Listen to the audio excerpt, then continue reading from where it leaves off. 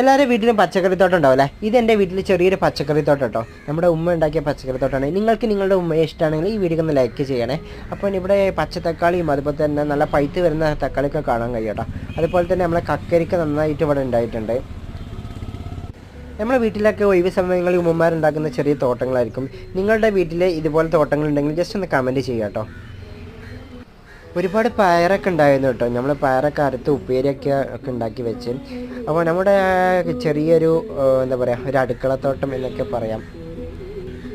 നമ്മുടെ എല്ലാവരുടെ വീട്ടിലും ഇതുപോലെ നല്ല നല്ല പച്ചക്കറിയൊക്കെ ഉണ്ടാക്കണമെങ്കിൽ നമുക്ക് വിഷമിടാത്ത നല്ല പച്ചക്കറി നമുക്ക് കഴിക്കാൻ കഴിയും കേട്ടോ. ഇത് നമ്മുടെ പച്ചച്ചീര കേട്ടോ. പച്ചച്ചീര ഒരുപാട് ഉണ്ടായിട്ടുണ്ട് കേട്ടോ. നമ്മൾ അരിയും തോറും നല്ല ഉണ്ടായി വരുന്ന സംഭവമാണ് പച്ചച്ചീര. അതുപോലെ തന്നെ ചുവന്ന ചീര ഒക്കെ ഒരുപാട് ഇവിടെ ഉണ്ട്. പച്ചമുളകൊക്കെ നല്ല രീതിയിൽ തന്നെ നല്ല ഇവിടെ കാഴ്ച നിൽക്കുന്നുണ്ട് കേട്ടോ. അപ്പോൾ ഈ ഒരു ചെറിയ വീഡിയോ എനിക്ക് ഇഷ്ടമായി ലൈക്ക് ചെയ്യുക, ഷെയർ ചെയ്യുക, സബ്സ്ക്രൈബ് ചെയ്യുക.